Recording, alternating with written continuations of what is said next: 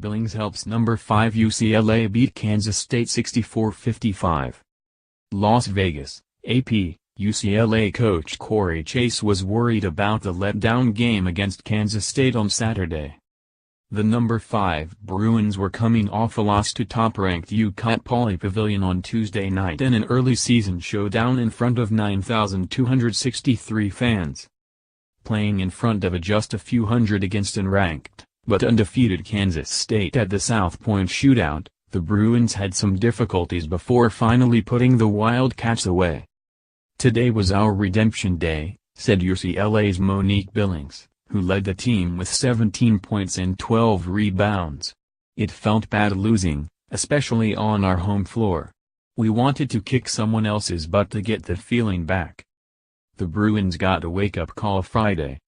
Yesterday's practice told me we had a little bit of a hangover," said UCLA coach Cori Chase, whose team lost to UConn 78-60. "We were really disappointed, and as a coach, we didn't really play as well as we wanted. Today, I knew we would be ready to play today, especially against their length and zone." Kennedy Burke and Kelly Hayes each added 12 points for the Bruins, 4-1. UCLA leading scorer Jordan Canada got into early foul trouble and finished with just 6 points, 5 rebounds and 5 steals. "I was just trying to be a little aggressive out there," said Canada, who finished with 4 fouls and coming in was averaging 16.8 points per game. "I just had to adjust out there. We were out there trying to adjust to their zone."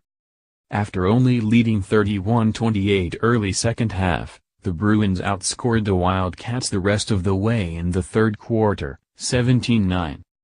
Kayla Goth led Kansas State, 4-1, with a season-high 19 points. Goth was 9 of 15 from the field.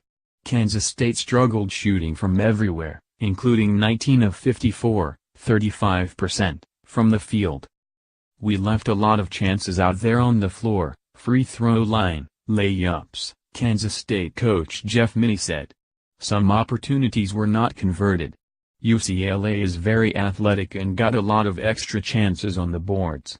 We got Canada and LaJana Drummer into foul trouble.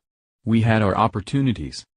UCLA, which was 21 of 56 from the field for 38%, scored the game's first 8 points and eventually built a 17-10 edge at the end of the first quarter, and a 28-12 lead, its largest of the first half. The Wildcats responded with a 14-3 run to end the half as Goth scored 10 in the session, hitting all 5 shot attempts. The rest of the Wildcats were 5 of 21 from the field.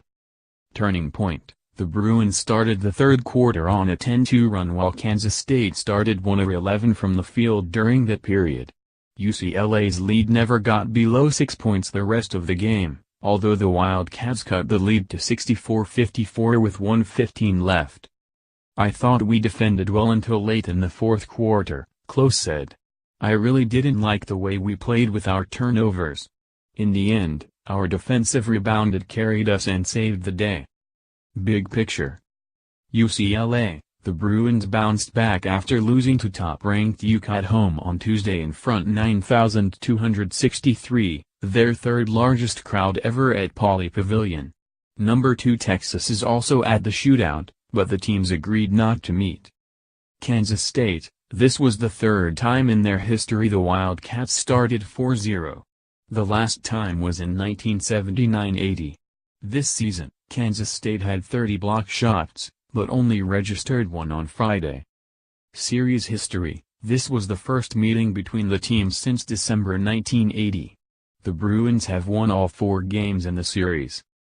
Up next, the Bruins play Creighton on Saturday at the South Point Thanksgiving Shootout.